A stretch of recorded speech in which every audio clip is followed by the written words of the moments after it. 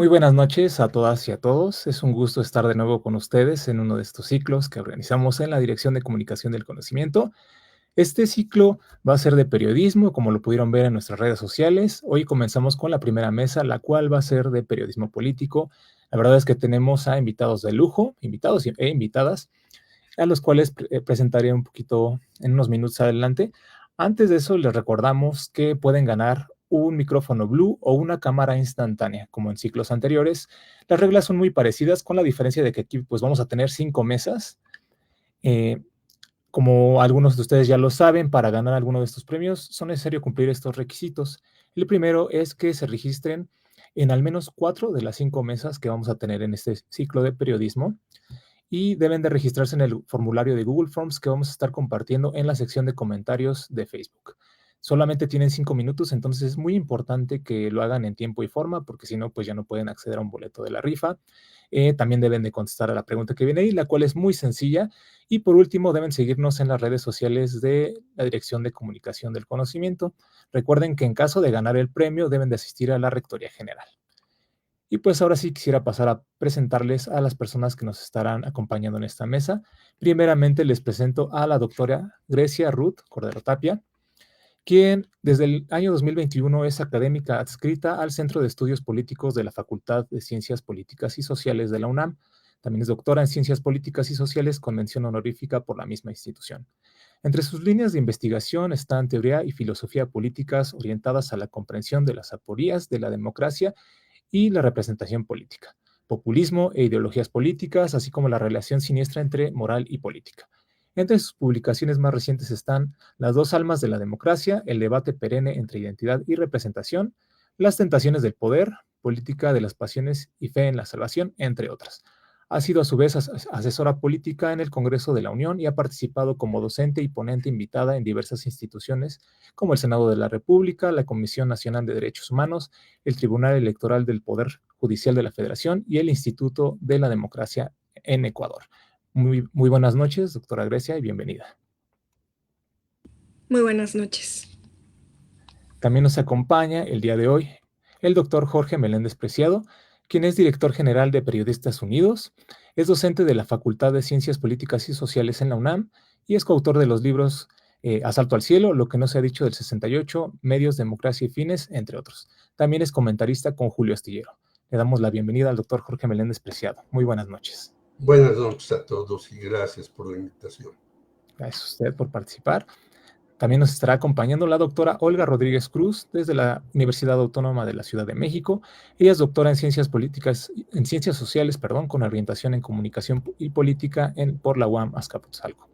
También es profesora de la Universidad Autónoma de la Ciudad de México, coordinadora del proyecto Comunicación Aplicada para el Desarrollo y Cambio Social y es miembro del Sistema Nacional de Investigadores Nivel 1. La esperamos, me parece que ahorita todavía no ha llegado, pero esperemos contar con su presencia. Por último, también contaremos con la presencia del maestro Teseo Rafael López Vargas, quien tiene una maestría en periodismo político por la Escuela de Periodismo Carlos Septién García. A su vez es jefe del Departamento de Educación y Comunicación en UAM Xochimilco, es integrante de la Comisión de Radio UAM Radio 94.1 FM y entre sus publicaciones destaca algunos apuntes sobre el periodismo mexicano, el cual se publicó en el año 2016. Muy buenas noches, maestro Teseo, bienvenido. ¿Qué tal? Muy buenas noches, gracias por la invitación, un placer. Pues muy buenas noches. En este momento le cedo el poder de la palabra a la doctora Grecia Cordero, quien estará moderando la mesa en esta noche. Adelante, doctora. Muchas gracias, Alexis. Hola, muy buenas noches.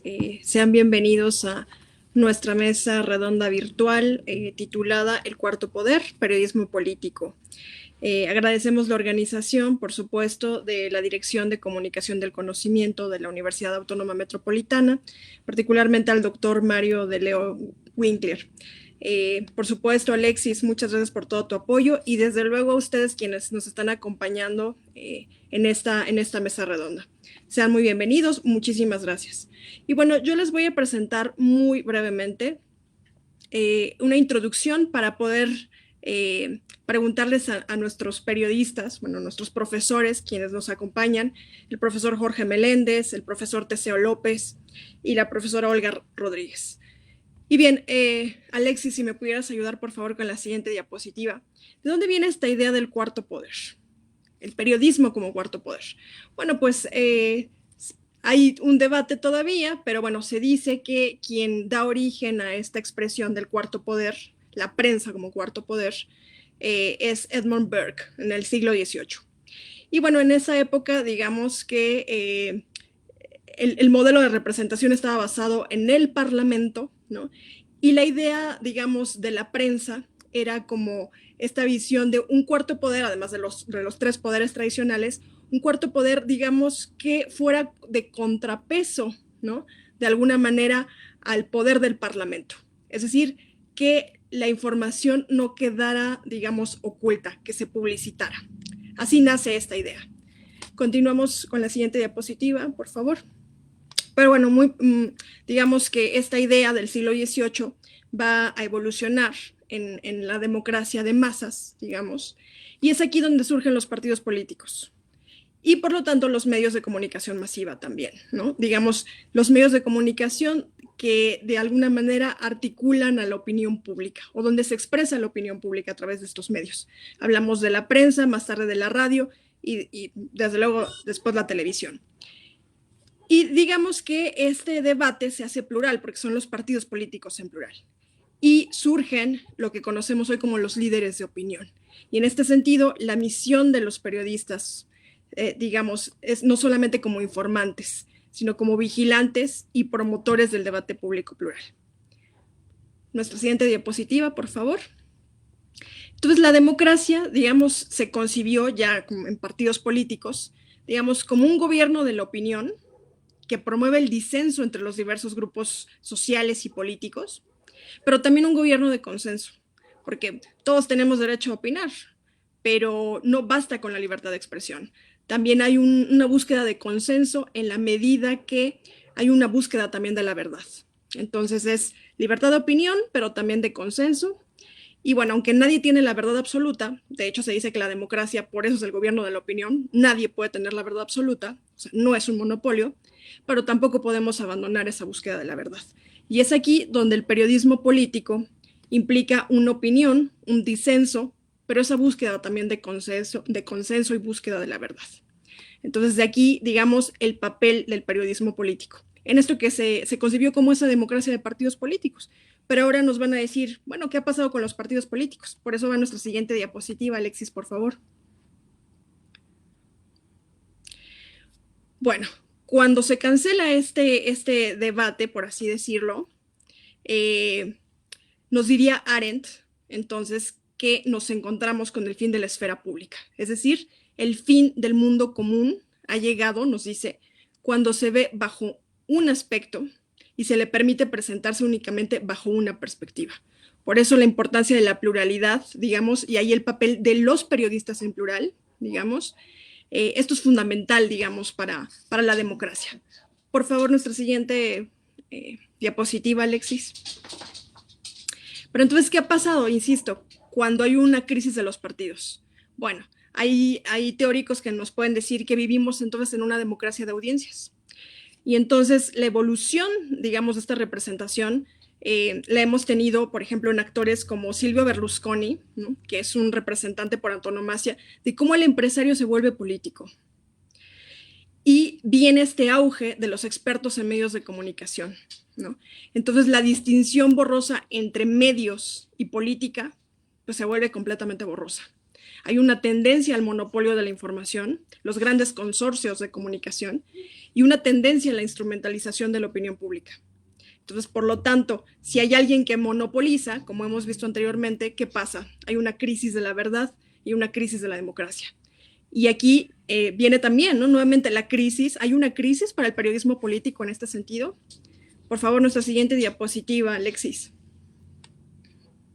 Entonces, ante este planteamiento podríamos decir, si la democracia y el espacio público están en crisis de disenso informativo, o sea, necesitamos ese disenso, y de cierto consenso como búsqueda de la verdad, pues hay una tendencia al monopolio de la información por parte de los grandes consorcios en medios de comunicación, quienes además también tienen intereses políticos. Entonces vienen nuestras preguntas a nuestros profesores especialistas en periodismo. por favor, nuestra siguiente diapositiva. Yo les preguntaría, en lo general, o sea, cada uno de ustedes, ¿cuál es el papel del periodismo político más allá de la figura del empleado de la empresa de medios, el líder de opinión pública cooptado muchas veces y el propagandista? En este sentido, ¿qué retos enfrenta México? Esta sería nuestra primera pregunta general. Ya después tendremos particulares para ustedes. Tenemos 4 minutos. ¿Quién quiere comenzar, por favor?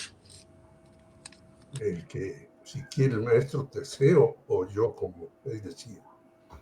Bueno, por favor, profesor Jorge Meléndez, ya que tomó la palabra, por favor. Bueno, yo creo que el reto del periodismo ya no es como señalabas en tu introducción, como en el siglo XVIII. Yo creo que los 3 poderes que había antaño, el ejecutivo, el legislativo y el judicial, están totalmente a la baja y eclipsados. Sin embargo, el periodismo tiene una importancia capital en muchos lugares. No solamente con Berlusconi en Italia, sino hay que ver O Globo en Brasil, el Clarín en Argentina, el Mercurio en Chile, etcétera, que son periódicos muy poderosos, tanto como los hay en México, sin tanta poder y estridencia como Reforma y el Universal. Pero yo creo que estamos ante nuevos dilemas. El verdadero poder ahora son de los poderosos económicamente. Y recientemente dieron unas cifras en donde el señor Elon Musk tiene 251 mil millones de dólares. Así como Jeff Bezos tiene 172 mil, y él tiene hasta un diario en Estados Unidos muy importante. Bill Gates es el cuarto, y un señor que está ligado a Bill Gates, Steve Ballmer, es el cuarto. Yo creo que el poder económico es el que rige en todos los países en esta época del neoliberalismo en decadencia y en crisis terrible, que algunos han señalado que estamos ante un neofeudalismo del capitalismo. Y por otro lado, rigen los medios, pero no los medios tradicionales, aunque tienen una importancia, como yo señalaba en los países anteriores, sino los medios digitales. Y entonces hay una lucha tremenda entre el poder económico, que ya no lo representa la presidencia de la República, y los medios de difusión, en donde hay grupos muy importantes que han variado. Por ejemplo, Televisa ya no está solamente en la televisión, sino en otros medios, y ha comprado radiodifusoras y demás, y los nuevos medios que han surgido de la sociedad, que le hacen un hoyo terrible a estos medios y que tienen muchas veces mayor audiencia. Y yo citaría a 2 medios de gran importancia. Uno es Julio Astillero, en donde yo colaboro los lunes de 2 a 3, y otro es Sin embargo. Hay otros más, pero creo que estos 2 son los que rigen incluso sobre el radio y los medios, como Ciro Gómez Leiva o Carmen Aristegui, que ha bajado bastante, y otros medios.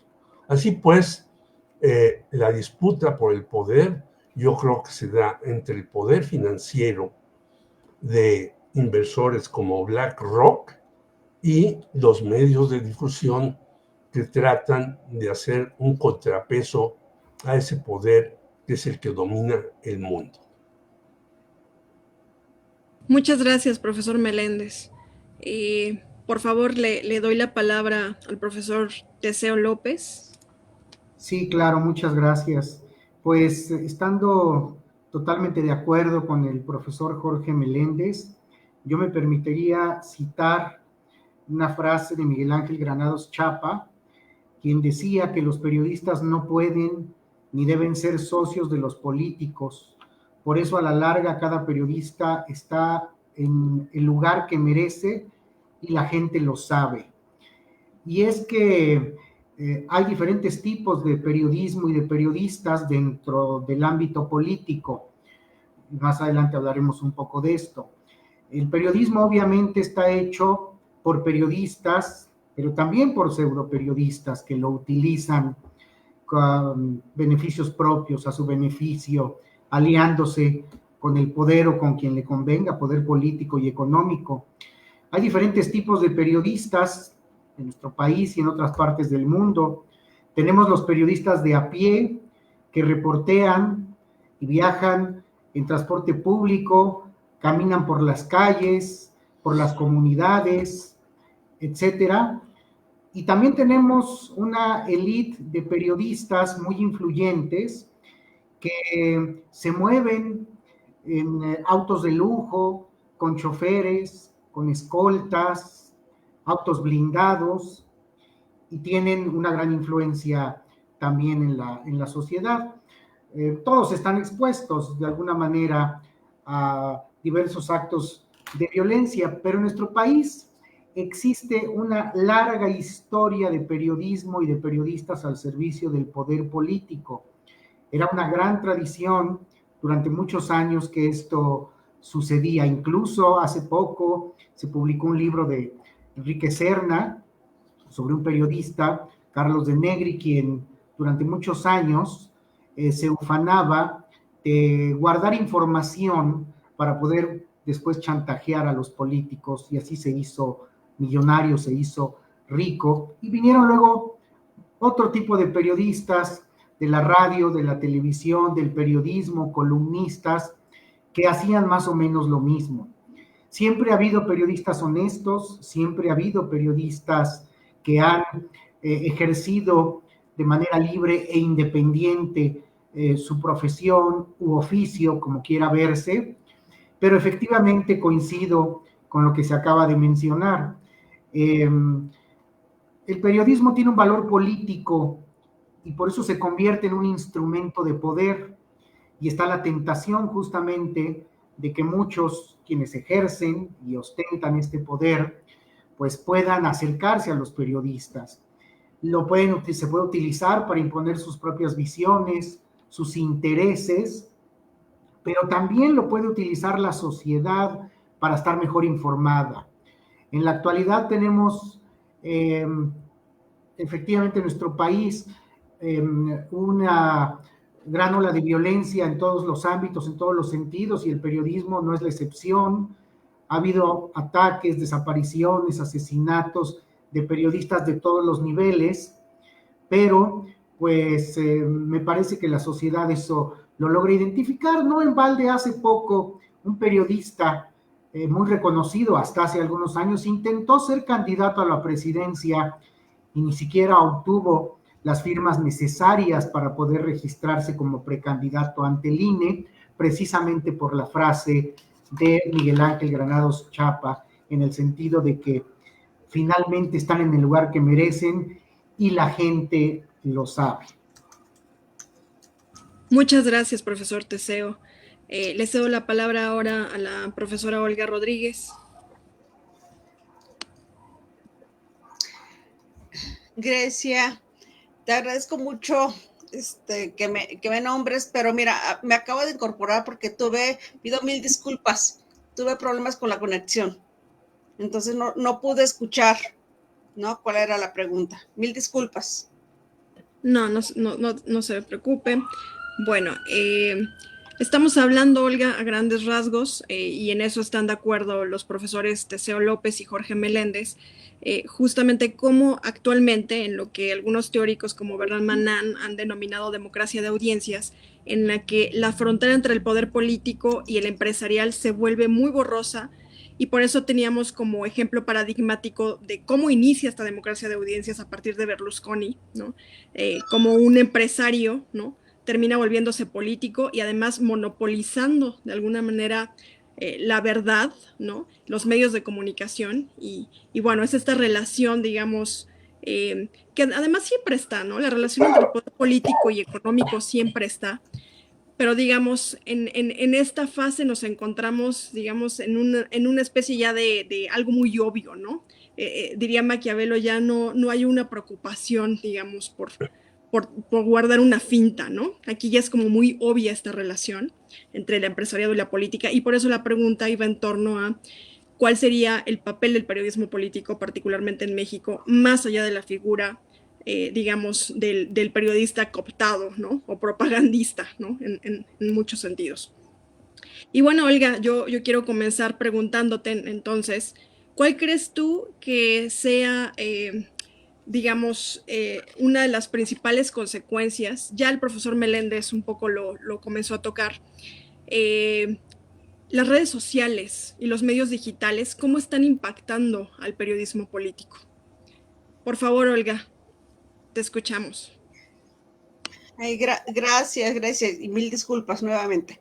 Bueno, pues de principio sabemos que los medios de comunicación son empresas, ¿no? Y responden a intereses económicos. Y responden a, no solamente a intereses económicos, sino a líneas políticas, ¿no? Ya sea de izquierda, de centro o de derecha, como sea. Y eso depende también de cómo les lleguen los recursos económicos, de quienes los financian, ¿no? Con la publicidad. Y en cuanto a las redes sociales, pues sí, cómo no, todo esto tiene un impacto, porque depende mucho también de los algoritmos. Si la gente manifiesta hombres, mujeres, ¿no? O neutrales, dicen, bueno, pues es que manifiestan cierto tipo de comentarios dentro de las redes. Entonces, de acuerdo con ello, ¿sí? En las redes sociales les llega la información, ¿sí? ¿Por qué? Porque los identifican, son filtros, ¿sí? Son segmentos de mercado, son segmentos de público, ¿sí? Entonces, bueno, pues de ahí todos los escándalos que ha habido precisamente que tiene que ver con las redes sociales, ¿no? En donde la información que le llega a la gente tiene que ver precisamente con la forma de pensar, ¿no? Con su forma de pensar. Entonces, hay una retroalimentación constante, ya sean de targets, de izquierda, centro o derecha, ¿sí? Hay una retroalimentación. Y ¿qué nos estaríamos preguntando ahorita? A principios del siglo XX se hablaba acerca de la aguja hipodérmica, ¿sí? ¿Sería ahorita oportuno seguir hablando de ella? Porque criticamos mucho, ¿sí?, a la teoría de la aguja hipodérmica, ¿sí? Pero lo cierto es que este tipo de redes sociales y cómo han estado diseñadas tienen que ver con eso, porque ¿cuánto esfuerzo hace una persona para leer varios periódicos, para revisar varios canales radiofónicos y televisivos? O sea, esa es una cuestión de costo-beneficio, ¿sí? Y es un esfuerzo de alguna manera mental. Entonces, es todo un tema para reflexionar. O sea, no toda la gente. O sea, si tú le pides esfuerzo, a ver, lee esto y lee esto otro, quizás los estemos, o sea, se estén poniendo y los estemos poniendo en un problema. Hasta aquí mi comentario. Gracias. Muchas gracias, profesora Olga. Bueno, aquí usted ha mencionado justo el tema de la instrumentalización de la opinión pública, que forma parte de lo que se consideraría uno de los elementos claves dentro de la democracia de audiencias. Pero bueno, a mí también me gustaría, digamos, hacer una pequeña nota al pie, ¿no? Justo de cómo en las redes sociales, incluido YouTube, el profesor Meléndez, por ejemplo, hablaba, ¿no? Sin embargo, ¿no? Por ejemplo, cómo los periodistas, ¿no? En el caso particular de México, entonces abren su canal de YouTube, y eso es una forma, ¿no? De también las redes sociales hacer de alguna manera un contrapeso o una expresión plural del periodismo político. Porque a mí me parece que más allá de pensar en un periodismo que efectivamente hay un periodismo de investigación, hay un periodismo que intenta, lo que yo llamaría más bien una búsqueda de la verdad, más que ser imparcial o neutral. Sabemos que nunca somos neutrales, ¿no? Pero sí podemos pretender ser objetivos o de alguna manera, o buscar la verdad, ¿no? Que esa es la idea de la democracia. Y el hecho de que haya voces plurales, ¿no? En el debate público. El problema es cuando se vuelve monopólico y entonces un consorcio abarca todo y entonces es como, esta es la verdad, punto, ¿no? Acallando, digamos, a esa pluralidad. Entonces, lo que usted nos habla, profesora, es justamente de esta dimensión instrumental de las redes sociales, en fin, pero sí me gustaría en algún momento, si incluso en el público surge también esta inquietud, justo como el caso, en el particular caso mexicano, sin embargo, ¿no? Es un ejemplo de cómo se utiliza YouTube, o muchos periodistas que deciden salir de sus empresas también y dicen, bueno, yo voy a hacer mi propio canal de YouTube, ¿no? Y voy a hacer, pues sí, yo voy a ejercer mi oficio a través de mi canal, ¿no? Ese sería como un elemento. Y bueno, en este sentido, hablando de México, el profesor Teseo, no sé si nos pudiera ayudar. Se habla mucho, ¿no? De México presentándose como uno de los países más peligrosos para ejercer la libertad de expresión, ¿no? Incluso el periodismo. ¿Usted estaría de acuerdo con esta visión, de alguna manera, que México, en efecto, sabemos que hay también poderes fácticos muy particulares, ¿no? Como el crimen organizado, el narcotráfico, pero también en algunos casos se habla incluso de la presidencia de la República, ¿no? México como un país, digamos, difícil, ¿no? Para ejercer el periodismo. Incluso el polémico caso, ¿no? Ahora que se está dando en la opinión pública sobre Azucena Oresti. En fin, me gustaría mucho, profesor Teseo, que nos diera su opinión. ¿Usted cree que México es ese país? Por favor. Sí, claro. Muchas gracias. No creo que en la actualidad, hoy en día, sea México un país donde el periodismo, o mejor, sí, el periodismo, o se atente contra la libertad de expresión, hablando en términos políticos. Sí es uno de los países más peligrosos para el ejercicio del periodismo, pero no de la libertad de expresión, porque cuando hablamos de libertad de expresión, inmediatamente asociamos al poder político, quien anteriormente se encargaba efectivamente de amenazar, de intimidar, de llamar por teléfono a las redacciones o a las direcciones de los periódicos o de las empresas periodísticas para correr a un periodista. En este momento, en estos años, no hemos tenido un caso como el de Carmen Aristegui, que en su momento fue, si no amenazada, pero fue sacada del aire, lo mismo que un José Gutiérrez Vivó, y muchos otros periodistas, o incluso el propio Pedro Ferriz de Con, que fue el que intentó ser candidato a la presidencia y era repudiado en las calles cuando intentaban, que criticó abiertamente a Enrique Peña Nieto. En la actualidad no vemos eso. Lo que sí vemos, ¿sí?, es que efectivamente hay una confrontación, hay un reproche, un derecho de réplica, como le llama el presidente, que pues ejerce para manifestar sus desacuerdos con lo que publican los medios de comunicación.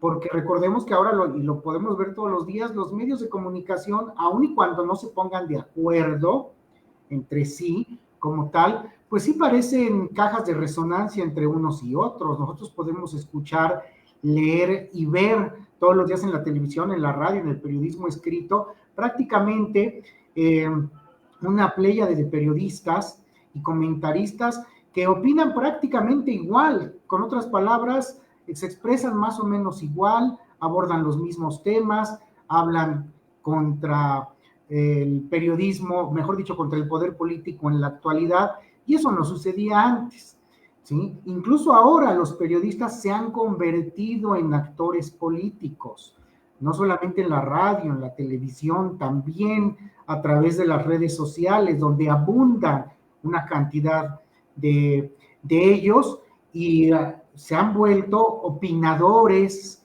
editorialistas de todo tipo de temas, sobre todo los referentes al poder político. Pero efectivamente, sí tenemos que decirlo que el ejercicio, regresando un poco a tu pregunta, del periodismo en México sí se ha vuelto muy peligroso, pero más los periodistas de a pie, los que yo describía en un principio, los que están en comunidades, no los periodistas del centro del país, sino los periodistas que trabajan en comunidades, que trabajan en estados, que trabajan en medios locales y que han estado denunciando y haciendo reportajes sobre la delincuencia organizada, ¿sí? Sobre los contubernios de la delincuencia organizada con algunos integrantes de los poderes regionales, locales, y ellos sí son los que están en verdadero peligro. Claro, tenemos ahora un caso que se ha vuelto emblemático por la cobertura que tiene de un periodista como Ciro Gómez Leiva, que también sufrió un atentado y que bien a bien ahora todavía no sabemos con exactitud qué es lo que haya sucedido. Se está investigando, pero no sabemos. Gracias.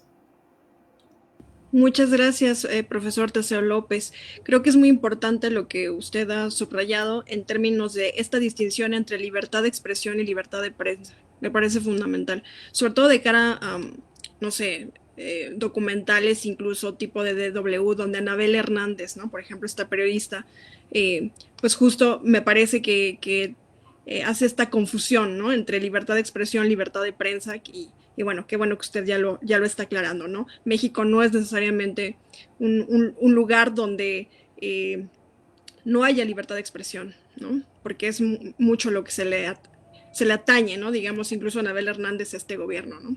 Pero sí son cosas muy distintas. Muchas gracias por la aclaración, profesor Teseo. Y ahora yo le quiero preguntar al profesor Jorge Meléndez. Bueno, entonces, ¿cuál sería el papel del periodismo político para la democracia?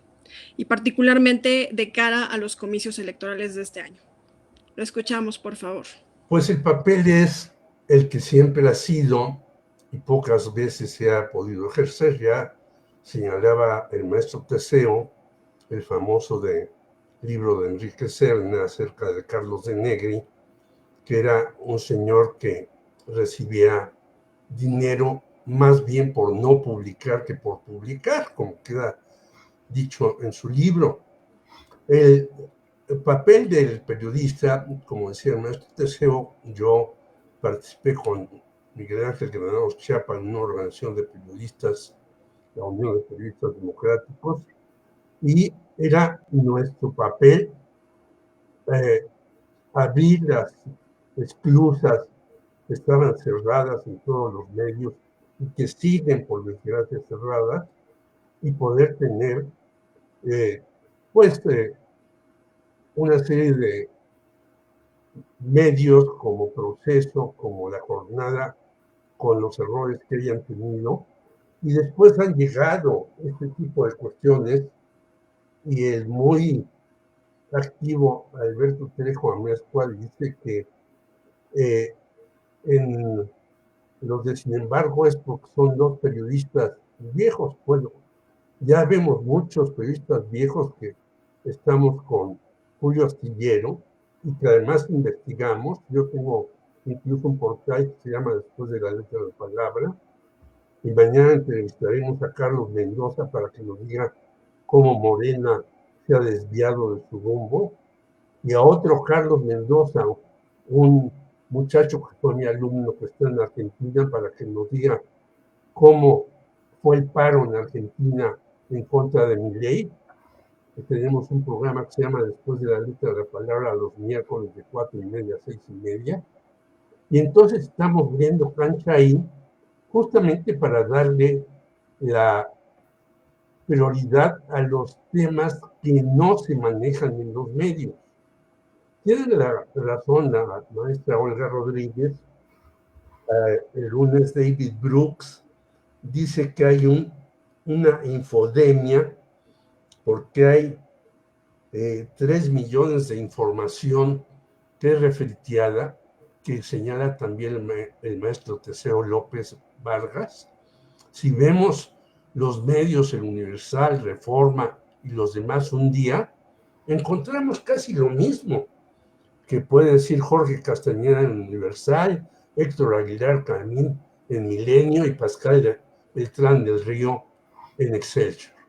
Entonces no se trata de eso, se trata de investigar. Yo investigué el asesinato de Manuel Buendía, pudimos meter a la cárcel a quien fue el encargado de cometerlo, no a los autores intelectuales que lo señalamos entonces, a Miguel de la Madrid y a Manuel Bartlett. Y eso es lo que tiene que hacer el periodista, investigar, llegar a la verdad o a la veracidad máxima. Y yo creo, y ahí sí discrepo de doña Grecia, nunca llegaremos a la objetividad total. Siempre habrá una parcialidad. Pero el periodista de investigación tiene que tener su parcela en los que están sin los elementos para entender la realidad. Y eso es lo que tiene que hacer. Y es lo que tratamos de hacer quienes estamos en el periodismo de portales e incluso en el periodismo de radioeducación. Yo ya tengo ahí 50 años con mis comentarios, dando otra cara de las noticias y no la que dan los medios, los dueños de los medios de difusión, que siempre van tras el dinero y no tras la noticia. Muchas gracias, profesor Meléndez. Y bueno, así concluyen, digamos, estas preguntas. Ya tenemos algunos comentarios y preguntas del público. Quiero leerles algunas. Nos dice aquí, por ejemplo, Bran Doe, ¿es posible mantener la independencia y la imparcialidad en la cobertura de temas políticos? Creo que hay muchos intereses en juego que hacen que esto sea muy difícil. Efectivamente, un poco de lo que usted mencionaba, profesor Meléndez, digo, yo estoy hablando que justo es el periodismo, como toda la investigación, de alguna manera, nadie puede ser neutral jamás, pero sí podemos tener una pretensión de objetividad, ¿no? Que esa es la intención. Si se malentendió, de acuerdo. Creo que estamos en el mismo canal, más bien. Coincido, a ver, coincido. ¿Quién quiere responder, por favor, esta pregunta de Brandoe? Bueno, yo digo, imparcial no podemos ser. Exacto. Es decir, nosotros tenemos que tomar partido.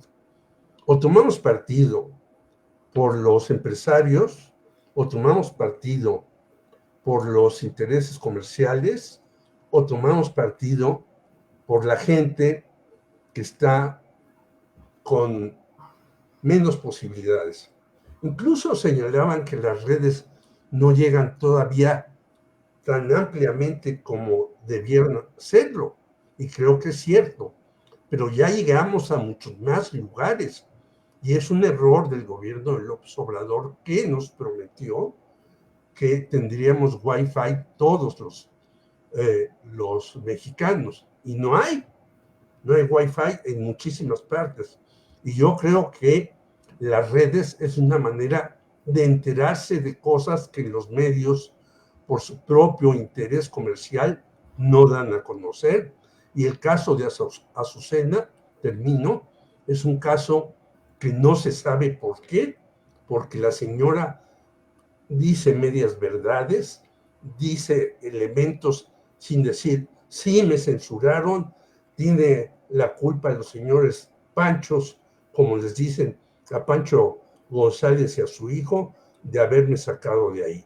Yo creo que hay que decir las cosas, aunque a uno a veces les cueste el empleo, como me ha sucedido a mí en muchos lugares. Muchas gracias, profesor. Tenemos otras preguntas.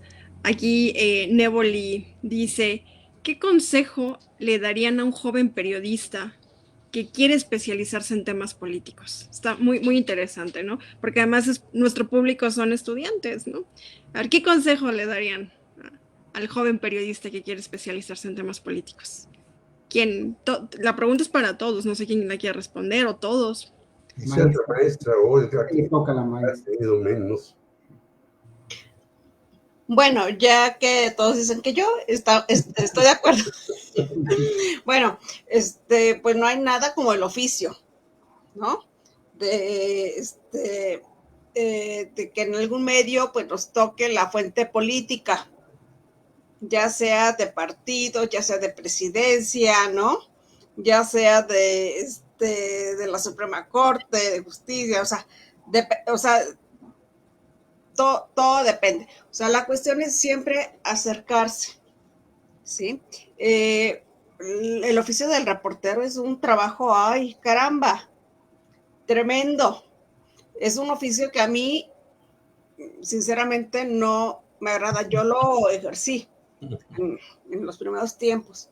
Y bueno, que nos demanda mucho, que nos exige mucho, pero además que también es bastante agresivo, ¿sí? Y también es misógino, ¿sí? Entonces, yo diría que las mujeres, ¿no? Y los hombres tienen un gran reto en cambiar parte de... yo les estoy hablando, por supuesto, de hace 30 años, no de ahorita, ¿no? Seguramente ya varias cosas se han modificado. Espero que así sea, ¿no? Pero en la etapa que a mí me tocó ser reportera, me pareció bastante agresivo. No me gustó ser reportera, ¿sí? Me encontré compañeros periodistas agresivos, ¿sí? Y en el ámbito político también me encontré con hombres también completamente agresivos, ¿sí? En varios ámbitos. Entonces, ¿cómo nos preparamos para eso? Las mujeres. Espero que ya no sean esas condiciones que yo vivía hace 30 años, ¿no? Deseo que esto se haya modificado, ¿no? Por las cuestiones generacionales y por toda la lucha que han tenido las mujeres acerca de esto y las periodistas. Claro que bueno, sí, profesor. Ya me tendremos Gracias. seguramente una mesa especial sobre género, ¿no? Y periodismo. Sí. Muchísimas gracias. Y por último, vamos a leer una pregunta de Manuel Vázquez. Por cierto, Alberto Trejo nos comenta que felicita al profesor Teseo por lo mismo que ya mencionaba hace unos minutos, por esta muy buena explicación y diferenciación, ¿no? Entre libertad de prensa y libertad de expresión. La pregunta, entonces, dice Manuel Vázquez. Me gustaría preguntarle a Jorge Meléndez, en base a su experiencia, si considera que en el gobierno actual hay más transparencia para los periodistas en comparación con gobiernos anteriores. Yo creo que hay menos censura, pero también yo digo que hay falta de apertura de este gobierno en muchas fuentes de información. Yo digo, y lo repite mi querido Julio Hernández Astillero, a ver, díganme un periodista al que han censurado. Así que sea claro y rotundo. Y nadie lo dice. Pero eso demuestra que hay mayor apertura para decir las cosas, incluso dentro de los medios. Pero también el gobierno tiene cosas que no nos ha dicho. Y están las 800 fojas de los militares acerca del caso Ayotzinapa. Y yo diría, es un horror que a estas alturas del sexenio no sepamos toda la verdad sobre Ayotzinapa. Entonces, creo que hay un avance, pero también tenemos que seguir los periodistas derribando muros para obtener toda la información. Y una cosa simple y última para la maestra Olga. Bueno, yo le quisiera decir que yo trabajo desde hace más de 50 años en reeducación y la mayoría de las reporteras, redactoras y demás son mujeres. Y ahí, si uno hace cualquier cosa, no de ahora, desde hace muchos años, para acosar o para decir alguna cosa en contra de las mujeres, pues estaría poniendo su renuncia sobre la mesa. Yo creo que esto ha cambiado de 30 años para acá muchísimo y hay una cantidad de mujeres, Marcela Turati, pero muchísimas más, de una calidad y de una investigación, Daniel Larrea, impecables, y han tenido que luchar, es cierto, contra muchas cosas, pero ahí están en la línea de fuego. Muchas gracias, profesor. Veo que tenemos pendiente una mesa específica sobre periodismo y género, pero bueno, me gustaría mucho, ya que el profesor Teseo López además es jefe del Departamento de Educación y Comunicación de la UAM Xochimilco y coordinador de la licenciatura en Comunicación Social. Me gustaría que cerráramos, por favor, con su consejo, esta preocupación de los jóvenes estudiantes que nos están viendo. ¿Qué consejo les daría a nuestros estudiantes quienes quieren ejercer el periodismo en temas políticos? Y con esto cerraríamos, por favor, profesor. Claro que sí, muchas gracias. Bueno, dar consejos es un tanto complicado, pero yo lo que puedo decir, y lo han dicho algunos periodistas y estudiosos del periodismo, que este oficio, el del periodismo, pues puede ser el más noble de todos los oficios que existen, porque con el periodismo puede uno llegar a las conciencias, puede informar a la sociedad para que pueda tomar sus propias decisiones, y me parece que si se actúa con pasión por su profesión, con amor incluso para la misma, se pueden lograr grandes cosas. Claro, siempre estará la tentación en el periodismo político, sobre todo, pues de ser pues cercado o ser tentado, mejor dicho, por el dinero, por un cargo, por un puesto, por prebendas, por viajes, por regalos que también se han estilado por mucho tiempo, y yo creo que hay que tener la piel muy dura para poder aguantar todo eso. No todos lo consiguen, seguimos teniendo periodistas independientes que toda su vida lo han hecho muy bien y otros que pues se han visto cooptados porque ellos mismos así lo han preferido. Muchas gracias. Muchas gracias. Bueno, pues el periodismo, como prácticamente todas las carreras, hay que tener una vocación, ¿no?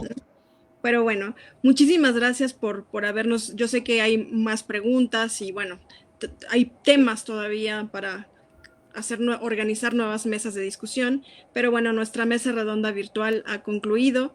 Profesor Jorge Meléndez, profesor Teseo López, profesora Olga Rodríguez, un placer que nos hayan acompañado. Muchísimas gracias nuevamente a la Dirección de Comunicación del Conocimiento por la organización, a la Universidad Autónoma Metropolitana, y bueno, seguiremos viéndonos. Muchísimas gracias por acompañarnos. Un abrazo y buenas noches. Gracias. Buenas noches. Gracias. Pues bueno, le doy las gracias a las personas que estuvieron acompañándonos. Ha sido una mesa sumamente interesante en la que estuvimos analizando el estado del periodismo político en México, además de que se tocaron temas que considero son de mucho interés para las y los periodistas del futuro. La verdad es que nos llegaron bastantes preguntas, muchas de ellas considero que eran bastante buenas, pero lamentablemente se nos acabó el tiempo.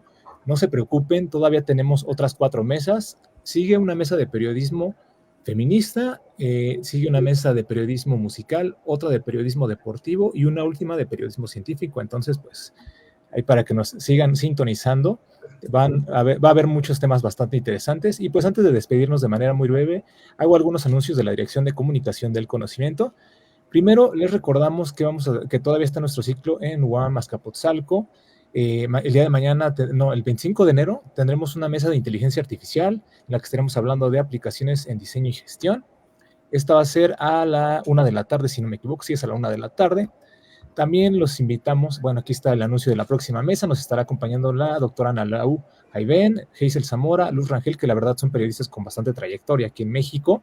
Esta mesa es el próximo martes a las 7 de la noche, también en el mismo horario. Les comparto finalmente el registro para, bueno, la liga en la sección de los comentarios y aquí el código QR para que se registren, por favor, en la sección de los comentarios, en el Google Forms, contesten las preguntas y pues ya estaremos haciendo una transmisión especial para la cuestión del sorteo. Esto sería todo de nuestra parte. Les agradezco mucho de nuevo al maestro Teseo, al doctor Jorge Meléndez, a la doctora Grecia Cordero y a la doctora Luz, porque la verdad es que sus puntos de vista fueron bastante interesantes. Muy buenas noches a todas y a todos los que nos sintonizaron el día de hoy. Hasta la próxima. Gracias.